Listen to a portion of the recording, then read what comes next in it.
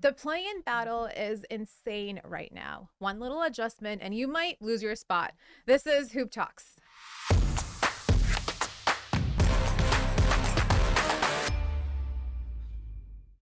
Welcome back, you guys. I'm Nur Zainab, next to Justin Pooney, Jelani Goodridge-Reed, and we're going to break down the mess that are the Toronto Raptors. Actually, they're not that much of a mess Not lately, that you much. guys. They've been kind of get their shit together. But as I said, one little adjustment and you might lose your spot. Just ask the Atlanta Hawks yesterday. They had to win against the Spurs to not give up their 8th seed to the Raptors, but they blew a lead to the San Antonio Spurs, which meant if had the Raptors won against the Bucks last night, they would have taken that 8th seed. We do have 10 games remaining, but the Raptors do look like they're kind of getting their groove back together. They've won 3 straight at home against the Denver, against Thunder, as well as the Wolves, and they did lose to the Bucks last night on a back-to-back. But let's also factor in the fact that they had to travel, second night of a back-to-back. Becks are healthy. They're at home. We lost Scotty in the 4th. So let's just break the whole thing down, you guys. How much are you letting yourself believe in this team, Jelani?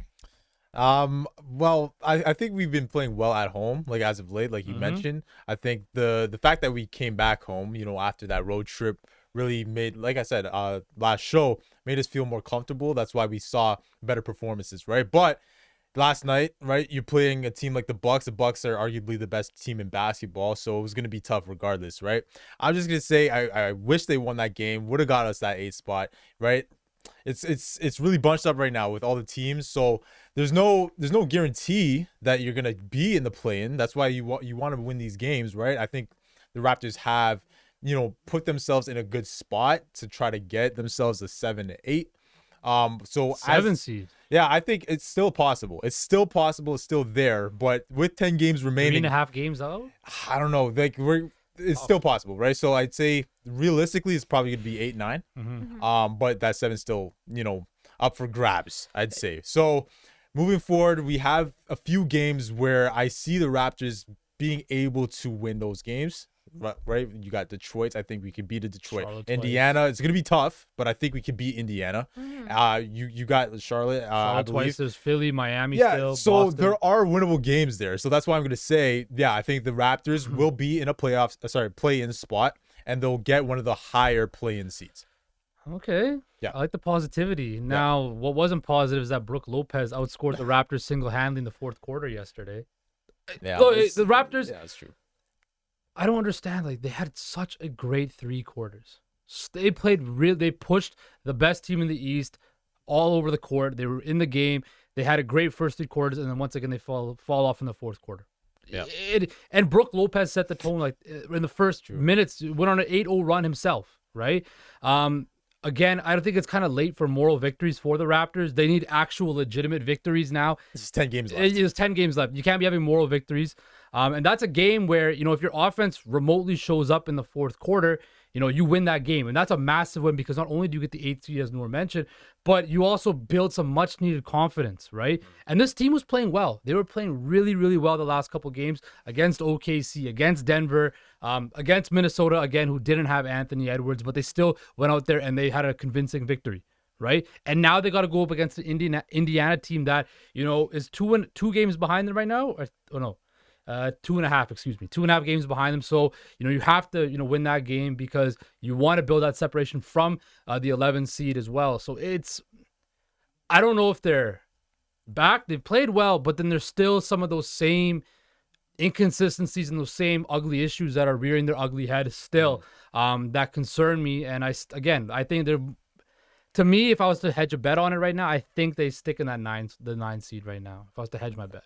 I think having a game like that against the Bucks, I know people are saying there's no such thing as moral victories, but to me that's a moral victory. But how they won, how they played that game, given all the factors combined, how the Raptors had been playing leading up to that, playing 3 at home, winning those games pretty confidently, I should add. Like they were leading 2 of them the entire way through, and they got those wins very well together. They played the Wolves on a Saturday evening. They had to turn around and travel to Milwaukee afterwards, take on a full studded Milwaukee Bucks team. They're leading the conference right now. They've got Giannis. They have Drew Holiday. Middleton looks healthy and he's back. And Brook Lopez is Brook Lopez. He's leading the deep point race for a reason. He's a defensive player of the year. And literally, I think most of the centers in the league can't really go up against Brook Lopez. It's Brook Lopez. Any guy like Jakob Poeltl as well. Like 9 times out of 10, Brook Lopez will have a guy like Jakob Poeltl's number. So given all the factors there, also given the fact that Siakam only had 13 points that night, our highest scoring guy had maybe 22 points in VanVleet,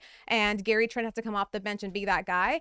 I think this was a good win. I didn't expect them to win against Milwaukee. I never said they were going to get that win in Milwaukee, but I did say it was going to be a close game, and that's what the Raptors did. The fact that they kept it close, the fourth quarter, given all the factors, I'm obviously going to be happier with the win, but I'm happy with this loss. I just wish that the fourth quarter was better, like Justin pointed out, because if you're looking at it, right, there was like a 4-minute stretch with no points. Nothing. We went 1 for 11 from like the 9-minute mark through like the 5-minute mark. And so you gotta have more consistency in the fourth. We saw that though. I will say at the homestand, like when we were home, we did see better performances, right?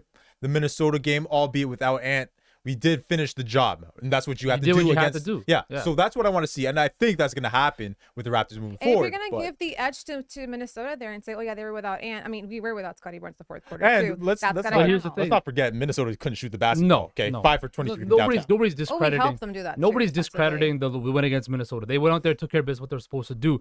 Last night, though, also Pascal Siakam, 5 for 14 shooting. We thought, that game against was OKC where he had 25 points. We thought he was coming back, turning the corner. But then, again, you see the same thing. Passive in the fourth quarter.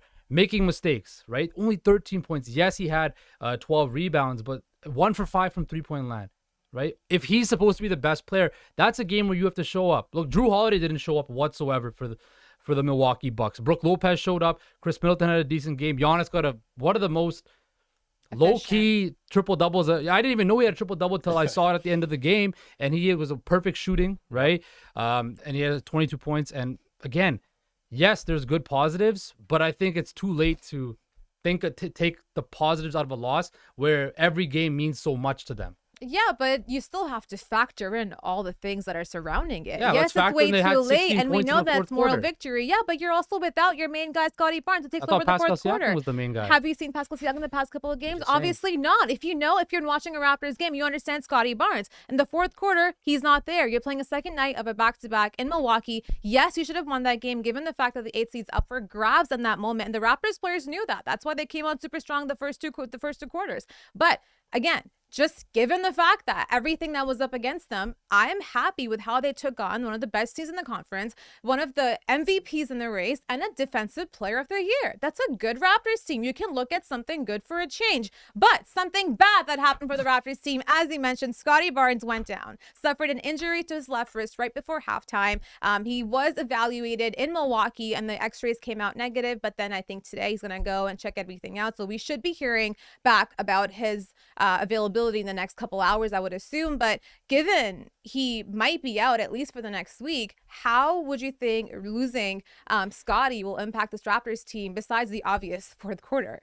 Yeah, well, they need him, obviously, right? He's a key piece. So now without Scotty, you have to look at 3 guys, right? That's OG Anunoby, that's Siakam, and that's obviously Fred VanVleet. Those guys are going to have to be who we expect them to be, right? Scorers, right? Guys that can, be playmakers out there, because Scotty does so much, right? Scotty's not always going to give you 20, 25 points per game, but he does a lot on the court, whether that's rebounding, that's assisting, transition game too. So without him on the court, you're gonna need your guys, right? Those pillars to really step up. This is the final stretch. So now you want to play off, you want to play in spot. If we're without Scotty for Pacers on Wednesday, real quick, guys, are we getting that win, Jelani? We'll see. It's up to Gary Trent Jr. He's going to be in the starting line. Let's see what Gary Trent Jr. But we'll be home. The Raptors seem to be doing pretty well at home recently. So the Pacers are going to be our next task to see if the Raptors can find a way to keep climbing those ranks. And if we can get somewhere comfortable in the play-in race, and perhaps, can I even say, a playoff? We'll see you guys next time. Hoop Talks.